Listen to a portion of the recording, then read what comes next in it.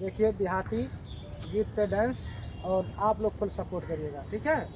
और बहुत मेहनत से बहुत दूर दूर से आए हैं, जैसे हमारी बहन लोग जौनपुर से हैं, तो आप लोग अपना अपना प्यार दुलार आशीर्वाद देना, और वीडियो को ज़्यादा से ज़्यादा आप लोग फॉलो करें, सपोर्ट करें। धन्यवाद।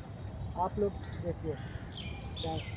मोरवा बोलिया बोले अब का करी, मोरवा बोलिया बोले अब का करी, मोरवा बोलिया बोले अब का करी, मोरवा बोलिया बोले अब का करी, मोरवा बोलिया बोले अब का करी, मोरवा बोलिया बोले अब का करी।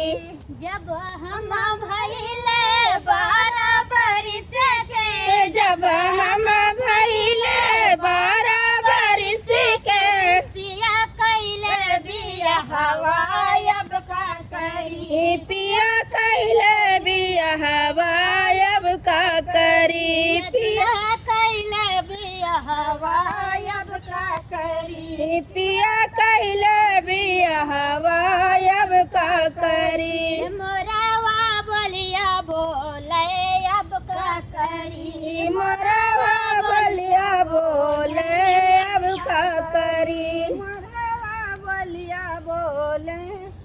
जब हम भइले 14 बरिस के, जब हम भइले 14 बरिस के, जब हम भइले 14 बरिस के, पिया मांगई गवनवा अब का करी, पिया मांगई गवनवा अब का करी, पिया मांगई गवनवा अब का करी, पिया मांगई गवनवा अब का करी, मोरवा बोलिया बोले अब का करी, मोरवा बोलिया बोले अब का करी। जब हम भइले 16 बरिस के, जब हम भइले 16 बरिस के, पिया लाए गवनवा अब का करी, पिया लाए गवनवा